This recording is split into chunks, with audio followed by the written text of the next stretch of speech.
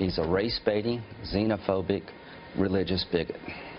He doesn't represent my party. He doesn't represent the values that the men and women who wear the uniform are fighting for. I don't think he has a clue about anything. He's just trying to get his numbers up and get the biggest reaction he can. You know how you make America great again? Tell Donald Trump to go to hell. Wow.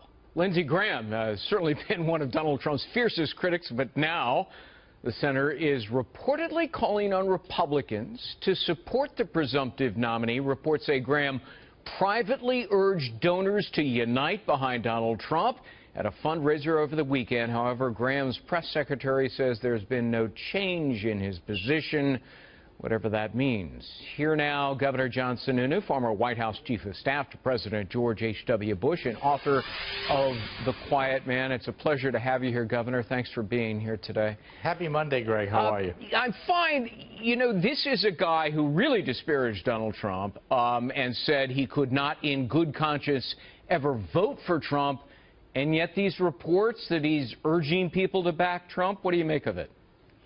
Look, the reason that Lindsey Graham and other Republicans had a little difficulty with Donald Trump, or a lot of difficulty with Donald Trump as the nominee in the past, was issues. And Lindsey was extremely concerned about national security issues and how to handle ISIS and how to handle our allies and our enemies around the world.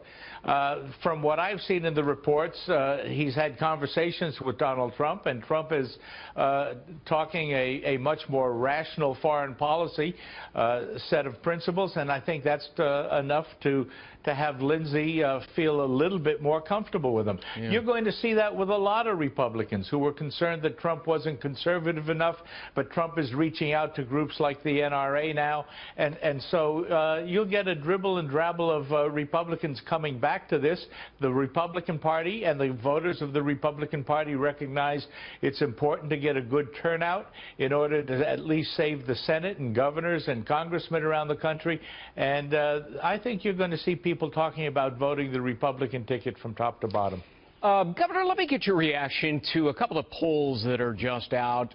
This is the ABC News Washington Post poll, and it shows Donald Trump actually has the lead over Hillary Clinton, 46% to 44%, though within the margin of error. And then let's go to the next one.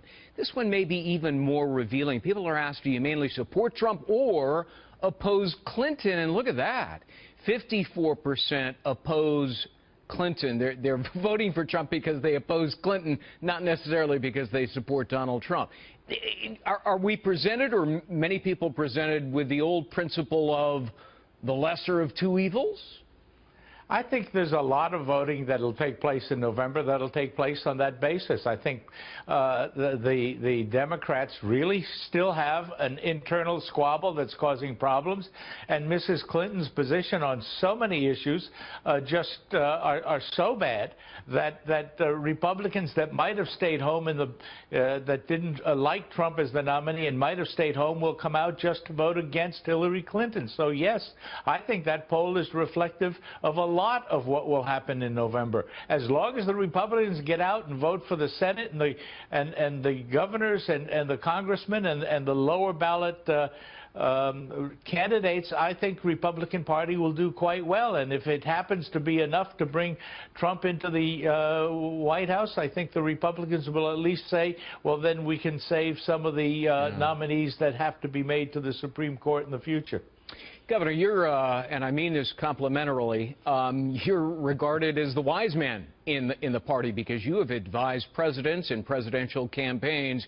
If you were advising the Trump campaign, how would you tell them the best way to beat Hillary Clinton? Well, you might be confusing wise with old, but the best way to beat Hillary Clinton is to talk about issues that make a difference, first of all, to Republicans, and don't let her forget Benghazi, for example. And secondly, remind Republicans that the next president is going to probably name certainly one and possibly two or three Supreme Court justices. And number three, start talking in a coherent way about Republican issues like taxes, like smaller government and foreign policy. Governor John Sununu, thank you. It's such a pleasure to speak with you. Thank you. Thanks, Greg. Okay.